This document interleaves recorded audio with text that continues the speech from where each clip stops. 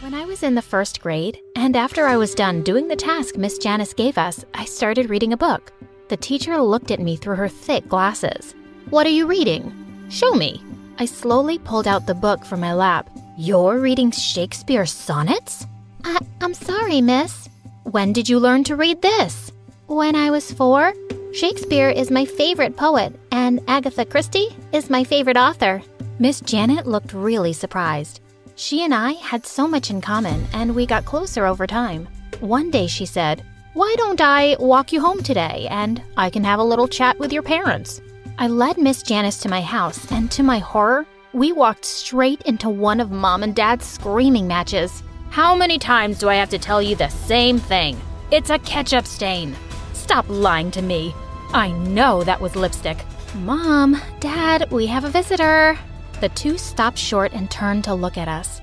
"Hi, I just wanted to talk to you about Sarah. We want to put her in the Gifted Kids program and..." "Yeah, whatever. Anything you want me to sign before I leave?" And with that, he was out the door. I hated their fighting, but I was too happy to care for a change. He'd be back soon enough. But this time, he just didn't come back. Hi, my name is Sarah, and this is my story about how I made money being the babysitter of my own mother. Dad just disappeared, and he had even blocked our numbers. And Mom just became a depressed couch potato. I had to keep up with all my schoolwork and do all the house chores. At 14, I was already busy preparing for my SATs and applying to colleges. One day, when I was studying at home, I got a phone call that shook my world. Mom had been in a terrible car accident. I called Miss Janice, and we rushed over to the hospital. The doctors told us that Mom had suffered a severe head injury and was still unconscious. A week later, Mom finally opened her eyes. The doctor came to check on her, saying everything seemed normal. When we asked her what her name was, she pouted. "It's Candace, duh." "And what day comes after Tuesday, Candace?" Mom flung a plastic cup at his forehead. "I don't know, poop face. I want my mommy." The doctor said he needed to do a brain scan. Mom kicked up such a fuss as the nurses took her away. The doctor made the most shocking discovery ever. Mom now had the brain of a 6-year-old. He said it was possible she might go back to normal, but it could also be a permanent condition. My mom had turned into an actual baby? My life just turned into a nightmare after that. I had to leave Mom at daycare before going to school. I could see all my college dreams slipping away as I dropped out of my SAT classes. I had enough on my plate right now with Mom and the housework, and boy, was she the brattiest 6-year-old ever. One day, when I just finished making dinner, I went to her room and found her busy pulling out everything from the cupboards and throwing it on the floor. "Oh my God, Mom, Candace, stop it. Who's gonna clean that up?" "Not me." And she ran out, cackling like a little witch. When I went downstairs, she was already at the dinner table. "Get your feet off the table, please." A minute later, I got hit by something on my face. Yuck. I hate broccoli. "I want Doritos." "Well, too bad. You have to eat your greens and..." "Can't hear you." And she stuck her finger in her ears and started shouting gibberish. "Fine. Put on your shoes and we'll go to the grocery store." As I paid at the store, I saw her looking at the Barbie dolls display. I told her we had to go, but she just looked stubbornly at me. "I want one." "No, let's go." What happened next is something I'll never forget. Her eyes filled with rage as she unleashed a scream that was shrill enough to wake up the dead. She knocked over the entire rack of Barbies, and then she threw herself on the floor and started kicking and crying. Horrified, I apologized to the staff and quickly bought a doll. I couldn't get out of there faster. When we finally got home, she took one look at the Barbie and tossed it aside. "Nah, it's really ugly." And she skipped off to her room happily. Just then, the doorbell rang. I opened the door to see it was Miss Janice. The minute I saw her, I hugged her and started crying. "I can't do this. I can't be my mom's mom." I told her I wanted to sell Mom. I would just post it online, "Mom for sale." Miss Janice just laughed and hugged me tight. When I felt better, she said she'd found me a part-time job at the local library. I was so grateful to her. But soon enough, I discovered the worst thing about being an adult. paying bills every month. How was I going to pay for everything being a library assistant? That evening, I stopped at an ATM and withdrew the last $100 I had. I almost threw away the receipt without looking, when suddenly, I froze. I stared at my account balance. $13 billion. I looked around, half expecting a camera crew to pop up behind me and tell me this was a big fat joke. I ran back home and logged onto my computer to check again. Someone had anonymously sent me $13 billion. When Miss Janice came to visit me, I told her about the money. I asked her if I should tell the bank because it was clearly a mistake, right? No one sends someone $13 billion by mistake, love. Seems like you've got a mystery guardian angel. It's yours to enjoy. And enjoy it I did. The first thing I did was hire a chef, a maid, and a nanny for Mom.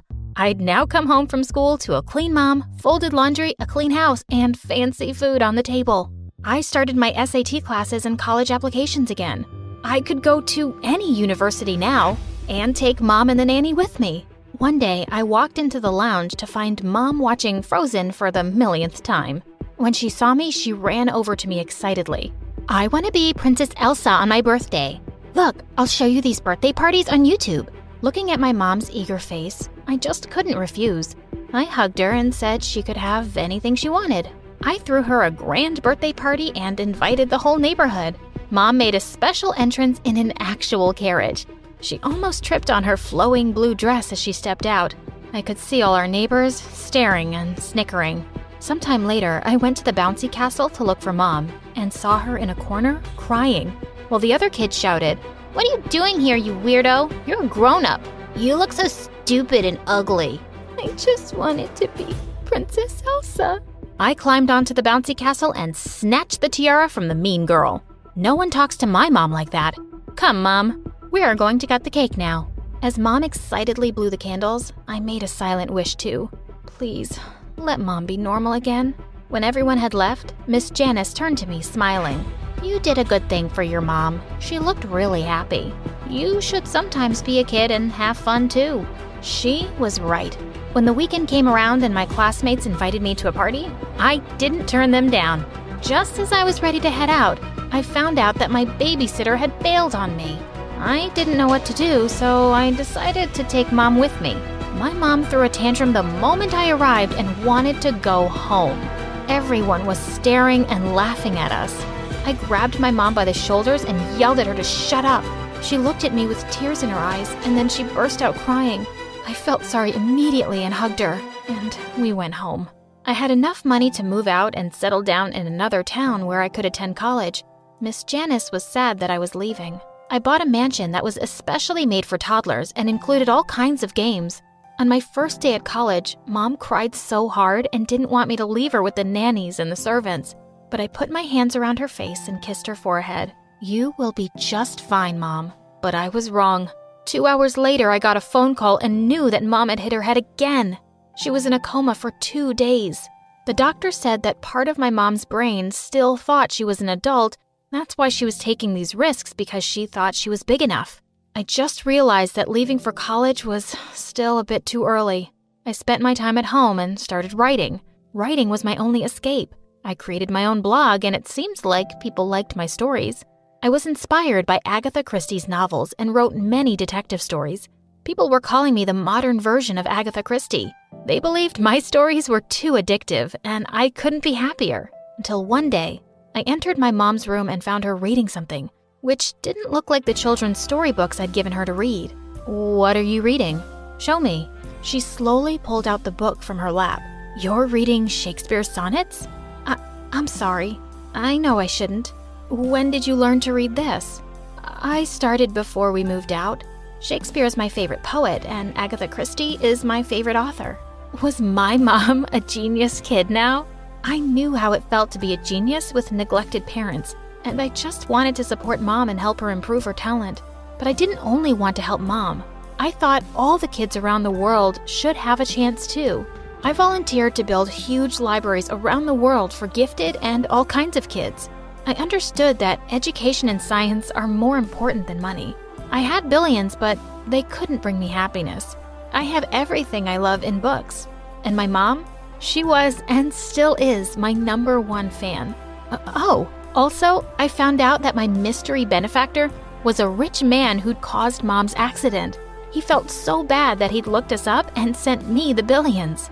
I'm really thankful for that man. Not for hitting my mom, of course, but for giving me this great opportunity to make a little change in this world.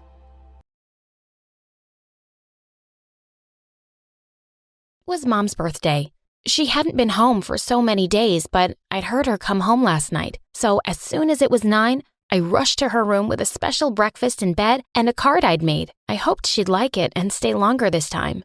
I pushed open the door of her room and yelled, "Surprise!" But Mom was nowhere to be seen. I checked everywhere, but nothing. I ran to Dad and he said, "She's not coming back. Forget her." Forget her?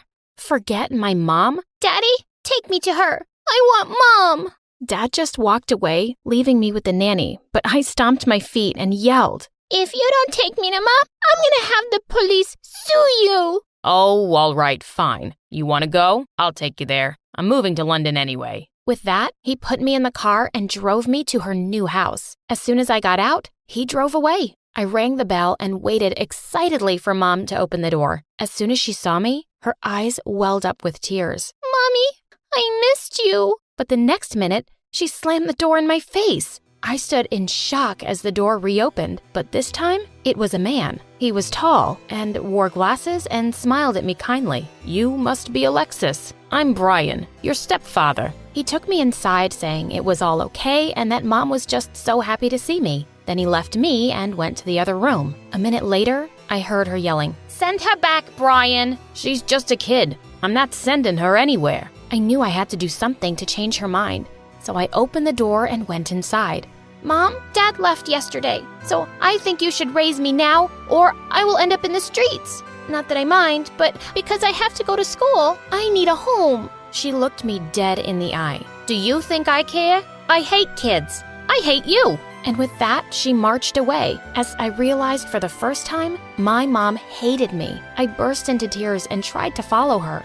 "Mommy, no. Take me with you." But Brian pulled me into a hug and said, "It's okay, kiddo. If your dad's gone to London, I'll take care of you. Want to see something really cool you can do on this computer I just got?" "Hi, my name is Alexis, and after my mom left me, my stepdad became my mom. He spent all his time teaching me 2 things. First is the coolest thing in the world, computer programming. And the second is how to be a tough girl and get back on all the jerks in my life. But before I tell you exactly how, please like and subscribe." Anywho, by the time I was 16, I'd forgotten Mom and even my real dad. In fact, life was as perfect as it could be, until one day when everything came crashing down. I was at school when suddenly all the computers in the computer lab crashed. My teacher was going crazy trying to fix them, but I could tell she was doing it all wrong. Do you want help with it? I think I can fix it. "How could you? I'm the teacher here. I have a degree from Princeton." But you're doing it wrong. It's obviously malicious software. You think you can do better? Fine, baby genius. If you mess anything up, I'm flunking you. Everyone stopped what they were doing and looked at us. Someone muttered, "There goes her straight A's. Why is she such a show-off?" I rolled my eyes as I looked over the computer. Aha! I was right. Within minutes, everyone's screens lit up. I looked at her, thrilled. She'd have to be impressed, right? Wrong. She was glaring angrily at me and yelled, "There's no way you could have fixed it so quickly unless you messed it up in the first place. Are you trying to show me down, idiot? To the principal's office, right now." I had nothing to do with this. You have no idea what you're talking about. Just then, I heard an announcement. "Alexis, please report to the principal's office immediately." I sighed and walked out. But as soon as I saw the principal's face, I knew something was very wrong. I'm afraid I have bad news. Your father, stepfather, he is in jail. I stood there in shock. What do you mean? He's always at work at this time. She got up and hugged me. "Alexis, sweetie, I'm sorry. It's about the case with his son, from what I heard." "That's crazy." I turned and ran home. I knew Brian had a son, Matt, but they hadn't spoken even once in the last 11 years. Matt had sued Brian, claiming that he had ruined his childhood when he left him. And now he'd won the case and Brian was in jail. When I got home and entered the lounge, I bumped into a bunch of kids running around as a man and woman lay on the couch watching TV. "Hey, who are you and what are you doing in my house?" The man laughed.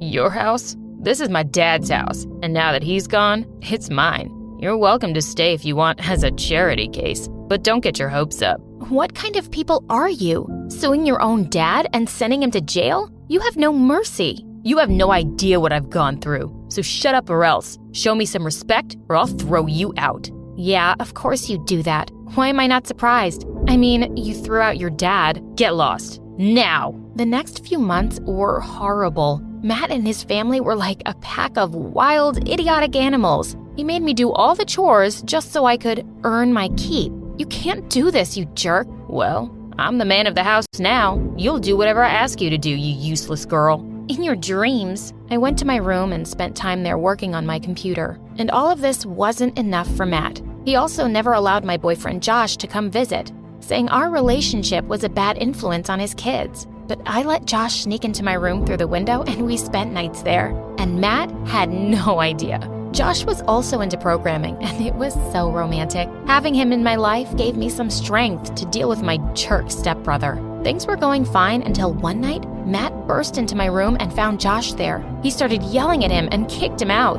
Then he looked at me and said, "That's it. I'm taking this stupid laptop from you. You should be taking care of my kids and not partying with guys. And God knows what else you were doing in my house." "Who do you think you are? You can't control me, you moron." "Watch me." He snatched away my laptop and left. That was it. He'd just messed with the wrong girl. I gave one of his daughters a candy and told her to go to Matt's room and get me back my laptop. Later that night, as he was working in his study, I snuck into his room and used my laptop to hack into his. I sent all of his rude messages, gossiping about his boss during a Zoom meeting in front of everyone from his work. Then, just to add insult to injury, I shared a video of him making fun of his boss show up on his screen. Ah, sweet revenge. He barged into my room and stomped on my laptop and smashed it to bits. "How dare you? You got me fired. Maybe this'll keep you in place." I started throwing pillows and books and whatever I could get my hands on at him. "Leave my room, right now."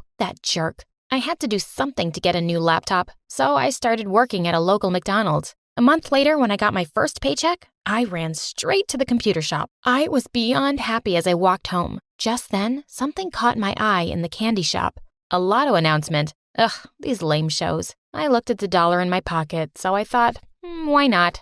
I went in and bought a ticket. When I got home, I ran to my room, hid the ticket, and opened up my laptop. And the first thing I did on it was hack that lotto company's website. And I knew just what to do. Little did I know that at that very moment, a little devil was hiding under my bed. After dinner, as I headed to my room, I heard the lotto numbers being announced. I ran to my room to get the ticket, but stopped short. My drawer was open, and the ticket was gone. I ran back and found Matt jumping up and down with a ticket in his hand. "I'm rich! Babe, I'm rich! I won $500K! He grabbed his wife and twirled her around. "Yes, we are, babe!" What were they going on about? "Hey, that's my ticket. Give it back." I tried to snatch it from him, but to no success. "You can't go around hiding things from me in my own house. This money is mine." "I'm your legal guardian, remember?" "I will make sure you regret this." I stormed off to my room. I had to think of something. And then it came to me. I created a website and named it Jerk Brothers, where anyone could order a hairspray for their jerk brothers, but it was a paint spray that needed days to go away. I told people it was a joke and nothing would be sent because, of course, I didn't have the money to do that. But people went crazy about this website, and I received hundreds of orders in the first week. The website got so popular because of its simple creative idea. One company offered to buy it for $75,000. I agreed and got the money. Soon after, some companies offered me a job, and I started working with one from home. My brother didn't interfere. He was too busy spending the lotto money. One day, he barged into my room and was being way too sweet to me. "Hey, my lovely, lovely stepsister. You make my life fun like a game of Twister. Make more money and make me happier. If not, I promise, I will show you real anger." What's wrong with you? "Listen, you don't live in my house for free, and you're using it like an office, so you have to pay the rent every month. or find yourself another place. Sure, I will. I called Josh and moved into his basement. His parents were nice to me, and they didn't ask for money or anything. I continued going to school as usual, and I got 3 scholarships. Josh and I agreed to apply for Michigan State University. On the day we were supposed to leave for university, someone knocked on the door. It was my stepbrother. He started crying and begging me to help him out. I can't find a job. No one wants to hire me since the incident. Please help me out. You're my only sister. I need to feed my kids. I knew he didn't deserve my sympathy after everything he did to me, but I loved his daughters. So I agreed to give them a monthly payment to help him out. He leaned in to kiss my hand, but I pulled it away. Please, there's no need for this. I only have one request. Please get Brian out of prison. He nodded his head. Sure, I will. I swear. Thank you. You're a good person. Thank you. And then I left with Josh 5 years later, and now I'm a programming instructor at my dream university. In 2 weeks, I'm going to get married to Josh, and the man who is going to walk me down the aisle is Brian. I will never forget him and what he always taught me. Humanity, knowledge, and science are more important than money.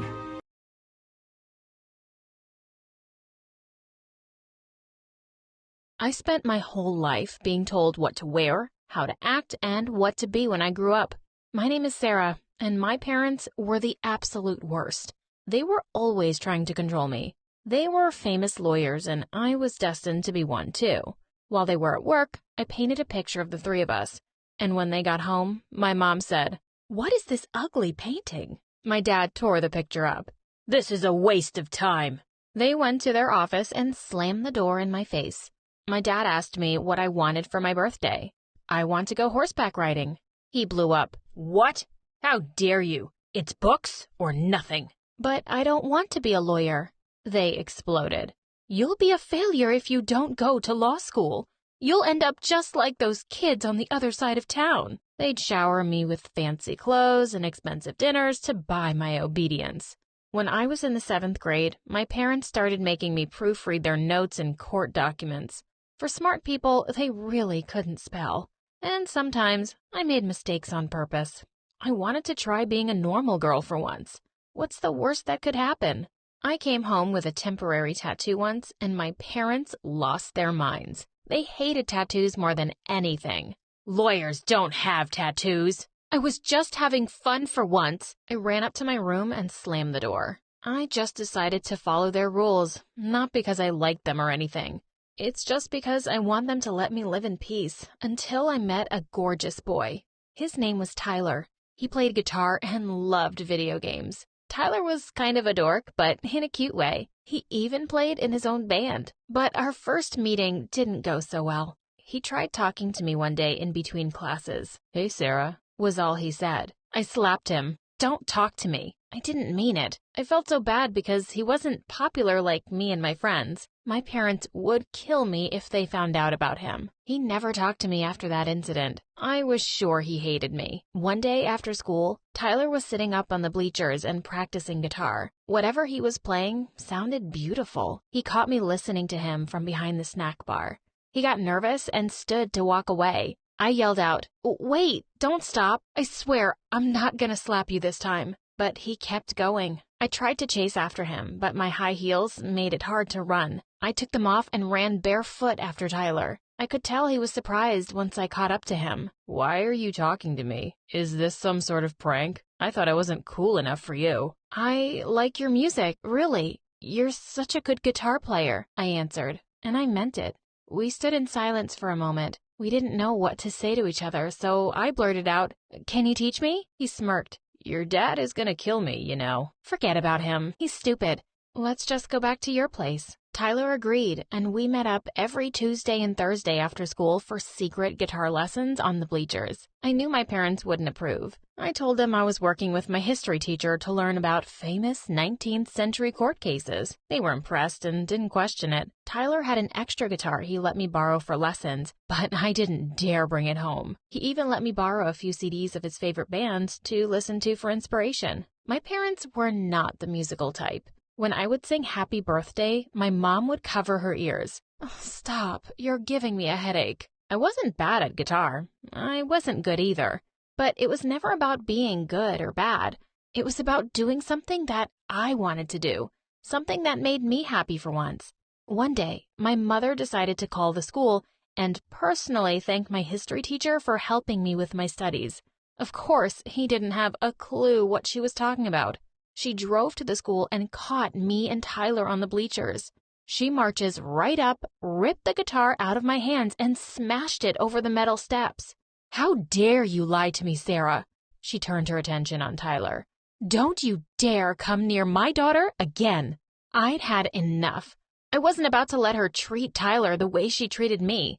"Get away from him," I screamed and pushed her away. To my horror, she lost her balance and tumbled down the bleachers, landing on the dirt below. I felt terrible and ran down to her immediately, saying I was really sorry, but she just brushed me aside and yelled, "Have fun walking home." And with that, she stormed off. My life got worse after that. When my father found out, he screamed at me, "You're not allowed to see any of your friends ever again." He took all my CDs and stomped on them till they were tiny little pieces. One night, after not seeing Tyler for almost 2 weeks, I got a text from him. He asked if I wanted to come and see his band, the Cadets, play at a house party across town. I sent back an enthusiastic yes and started planning my outfit. Later that evening, I pretended to go to bed early, but instead, I snuck out of my bedroom window, hopped onto my bicycle, and went off to the given address. I got to the party and stuck out like a sore thumb in my pink top. Everyone was wearing torn t-shirts and tight jeans. A rock band was playing loudly in the living room. I recognized a few kids from my high school, but none of them wanted to talk to me. It was pretty obvious I didn't fit in. "Hey, Sarah." Tyler ran over, tripped, and spilled his drink on my cute top. I was mortified, but Tyler laughed and grabbed my hand. "Follow me." He walked into the kitchen where it was a little less crowded. He reached into a box and shuffled around for a bit. Finally, he pulled out a t-shirt for me to change into. I stared down at my stained pink top. I grabbed a lighter off the table and set it on fire. "Burn, burn, burn!" I screamed. "Easy there. Give it to me." Tyler threw the shirt in the bin. Then he grabbed his guitar and hurried out of the kitchen. He got on stage in the living room with the rest of his band. Everyone was dancing and singing along. The Cadets were actually really good. They might actually make it big one day. It was the greatest night of my life. Tyler drove me home and kissed me goodnight. It was my first kiss, and it was amazing. I had the best night's sleep ever. But the next morning, I was rudely woken up by my mom's screams. "What's this?" She had found the Cadet's shirt in the laundry.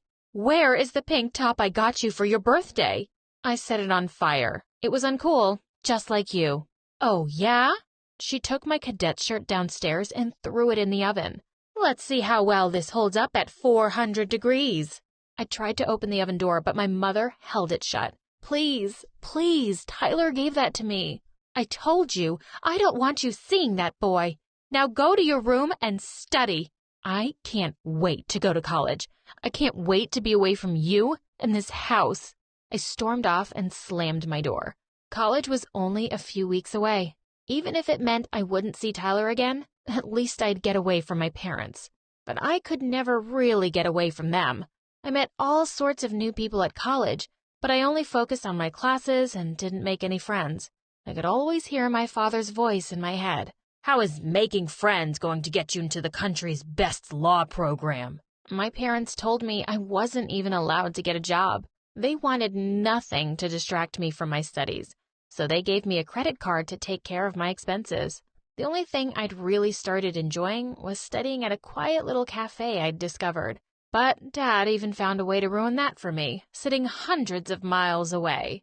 "I didn't give you a credit card to spend hundreds of dollars on coffee. Stay in your dorm to study." One morning, I noticed a help wanted sign on the front door of the cafe. I marched up to the counter and, instead of ordering my usual coffee, I asked for an application. The job was easy. It was fun even. Making my own money felt so good. And I also realized something. I didn't want to pour coffee for the rest of my life, but owning my own cafe sounded really cool. I went to pay my family a visit on the weekend, and for a change, I was actually looking forward to it. The minute we sat down for dinner at a fancy restaurant, the questions started pouring in. How's school? How are your grades? Even Grandma chimed in. Where are you going to get a job? As I cut up my steak, I casually replied, Oh, Grandma, I already have a job at a coffee shop. They stared at me like I'd lost my mind. What are you doing wasting time in a coffee shop? How's that going to help you become a lawyer? I looked Dad straight in the eye. It won't, because I'm not going to be a lawyer. Dad went ballistic and smashed his plate onto the floor. Everyone in the restaurant was staring at us, but he didn't seem to care. Are you crazy? We spent so much money on you and gave you everything, and you just want to throw your life away? I'm going to cut off your allowance. I didn't scream back. I stood up and took his credit card out of my wallet. Then I snapped it in half and walked out of the restaurant. They would never control me again. I went back to college and reconnected with Tyler. We met up for a cup of coffee at my favorite place. He told me that the cadets were playing a few towns over and needed a tour manager. And even though the opportunity to travel the world seemed really exciting, I wanted to complete my degree and save up for my coffee shop. So I turned his offer down, but we started dating. We got married a few years later, and he was my biggest support in setting up my dream cafe. To this day, I run the most popular cafe in the city. Even my parents eventually forgave me, and they sometimes stop by for coffee in between court dates. People from all walks of life come through my doors, each with a unique dream or goal. Here in my little coffee shop, I hope they make their dreams come true.